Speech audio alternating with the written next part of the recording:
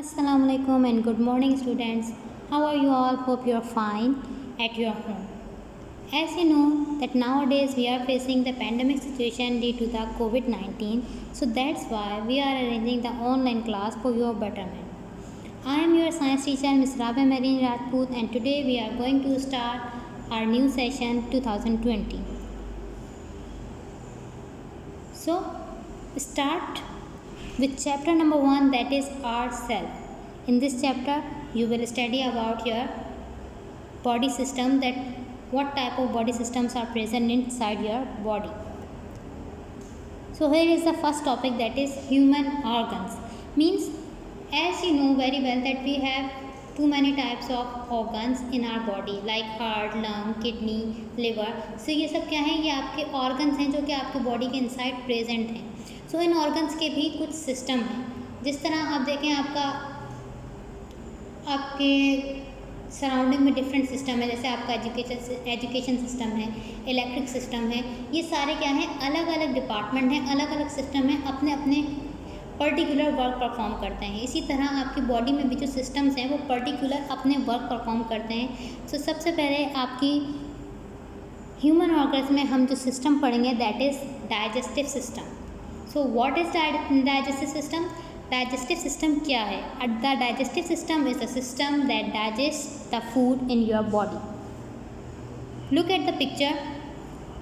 You can easily see that picture that here are the different parts of digestive system. कि आपकी body में जो food digest हो रहा है डाइजेस्टिव सिस्टम के थ्रू, उसमें हमारी बॉडी के कौन कौन से पार्ट जो हैं वो पार्टिसिपेट करते हैं, यानी किन पार्ट्स की हेल्प से हमारी बॉडी में जो डाइजेशन है वो कंप्लीट होती है. First of all it start from the salivary glands. Then आपके पास है ओसोफेगस, टंग. ये सब क्या हैं, आपकी डाइजेस्टिव सिस्टम के पार्ट हैं. Various component of digestive system in humans are given below. आपकी जो डाइजेस्टिव सिस्टम है उसमें बहुत सारे कंपोनेंट्स हैं, जिनमें से हम कुछ जो कंपोनेंट्स हैं उनको यहाँ पर स्टडी करेंगे. So start with the oral cavity. See you can easily see the picture of oral cavity. Oral cavity is the cavity within the mouth. It contains teeth and tongue. Oral cavity क्या है आपकी body में? Oral cavity है जो आपके mouth में है और इसमें टीथ और टंग होते हैं. So what is the purpose? Tongue आपको कोई भी फूड टेस्ट करने में हेल्प करती है और टीथ की हेल्प से आप उस फूड को च्यू करते हैं और इनगल्फ करते हैं. सो स्टार्ट कहाँ से हो रहा है? माउथ से. आपने फूड इनटेक किया, उसके बाद उसे च्यू किया, इनगल्फ किया, उसके बाद आपकी बॉडी में खाना कहाँ जाता है, फूड कहाँ जाता है? That is oesophagus. Oesophagus have oesophagus and stomach. So आपकी ओरल कैविटी से जो फूड है वो आपकी बॉडी में जाता है ओएसोफेगस में. ओएसोफेगस is a long tube which connects oral cavity. ओएसोफेगस क्या है? वो आपकी बॉडी में एक लॉन्ग ट्यूब है जो कि ओरल कैविटी से कनेक्ट होती है. यानी ओरल कैविटी में जब आप खाना इनगल्फ करते हैं तो वो आपके ओएसोफेगस में जाता है. And after the oesophagus the food goes into small intestine. Small intestine consist of duodenum, jejunum and ileum. यानी स्मॉल इंटेस्टाइन के फर्दर 3 पार्ट्स हैं जिसमें आपका फूड जो है वो प्रोसेस होता है. यानी आपके स्टमक तक पहुंचने से पहले फूड आपकी बॉडी के पार्ट से जो है वो ट्रैवल करता हुआ जाता है. So that is duodenum, jejunum and ileum. After small intestine we have large intestine. Large intestine contain caecum, colon and rectum. यानी लार्ज इंटेस्टाइन में भी 3 आपके पार्ट्स हैं फर्दर जो कि आपके फूड को प्रोसेस करते हैं. That is ileum, caecum, colon and rectum. Okay. Then we have some glands. What is the function of glands? Here I told you there are some glands that produce secretion for complete digestion.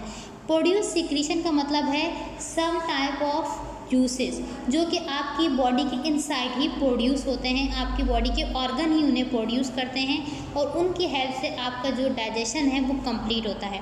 First of all your salivary glands, they add their secretion in oral cavity.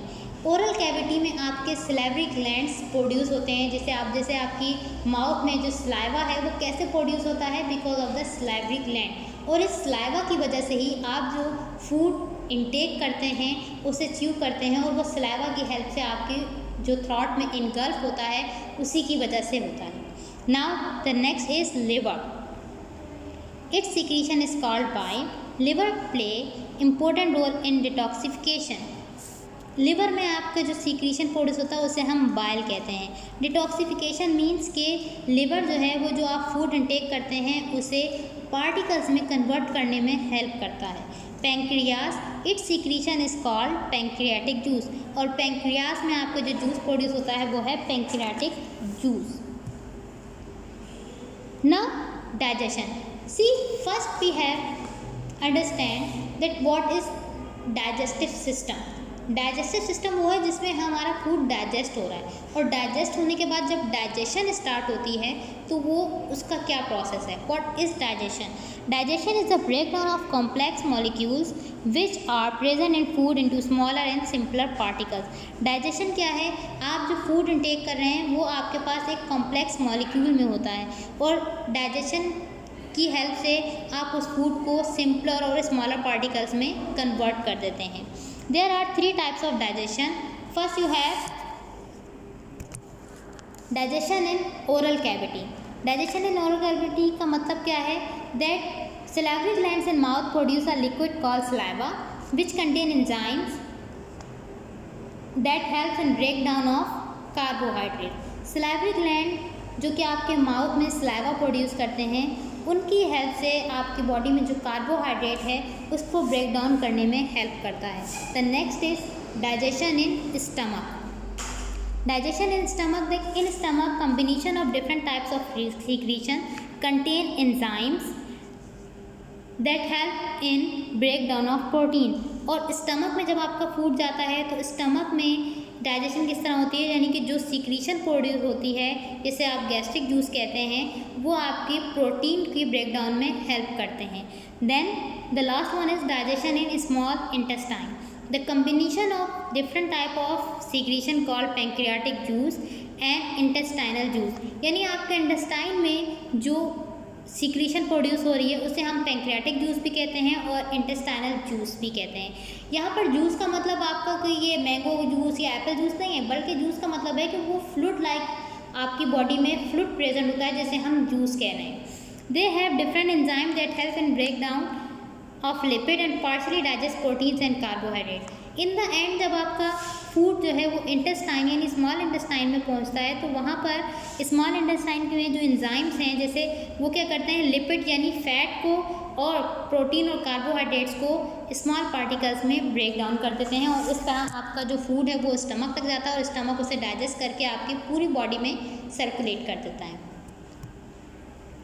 Now here are some common disorder that are due to the digestive system. Means some कुछ disorder भी हैं जो कि आपके digestive system में अगर कोई problem हो जाती है, यानी आपका फूड प्रॉपर्ली डाइजेस्ट नहीं होता तो उसकी वजह से जो है कुछ डिजीज़ हो जाती हैं। वो क्या हैं? That there are certain disorder that are in common in digestive system. These are the following. Dyspepsia. Dyspepsia means incomplete digestion, यानी आप जो फूड इंटेक कर रहे हैं आप उसे इंटेक तो कर रहे हैं लेकिन आपकी बॉडी उसको प्रॉपर्ली डाइजेस्ट नहीं कर रही, इसे कहते हैं incomplete digestion. Then food poisoning. I think you know very well about food poisoning. Means के हमारा जो फूड है हमारा स्टमक उसे प्रॉपर्ली डाइजेस्ट नहीं करता तो वो हमें, और आप कह लें कि वो जो डाइट है वो आपकी बॉडी को सूट नहीं करती तो आप का स्टमक खराब हो जाता है और जिसकी वजह से आपको फूड पॉइजनिंग हो जाती है। ओबेसिटी।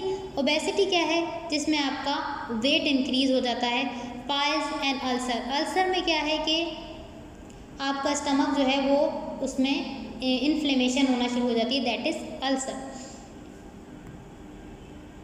Now diarrhoea.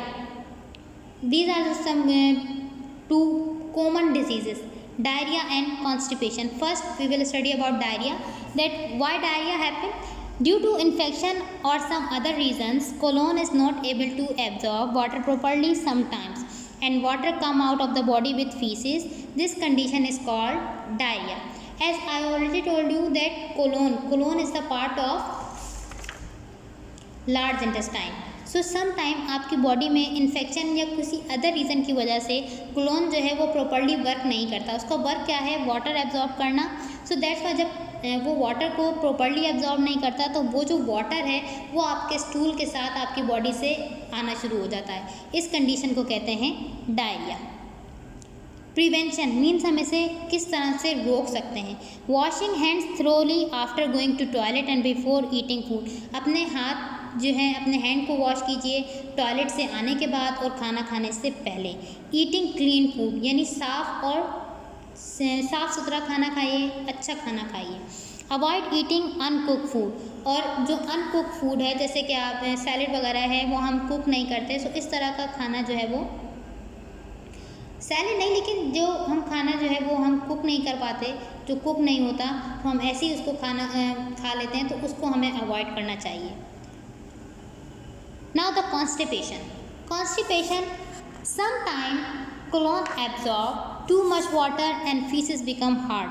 Sometime इसमें क्या है कि ये उसका आप कह लें कि अपोजिट सिचुएशन है कि कोलोन जो है वो बहुत ज़्यादा वाटर एब्जॉर्ब कर लेता है और इसी की वजह से आपका जो स्टूल है वो बहुत ज़्यादा हार्ड हो जाता है, आपकी फीसेस जो हैं वो बहुत ज़्यादा हार्ड हो जाती हैं.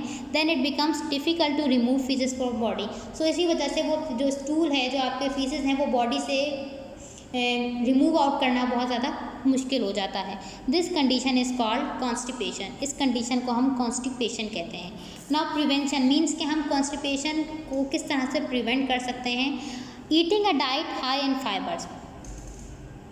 अपनी डाइट वो रखिए जिसमें फ़ाइबर ज़्यादा हो, जिस तरह से ये फ्रूट्स हैं, वेजिटेबल्स हैं, इनमें आपको फाइबर्स यानी प्रोटीन्स बहुत ज़्यादा मिलेंगे.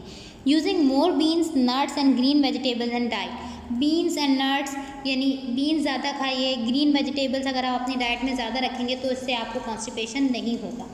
टेकिंग मोर फ्रूट्स, ज़्यादा से ज़्यादा फ्रूट खाइए. एक्सरसाइज, डेली बेसिस पे एक्सरसाइज कीजिए, अपनी बॉडी को फिट रखिए, तो इससे भी आपको कॉन्स्टिपेशन नहीं होगा. The last is drinking plenty of water.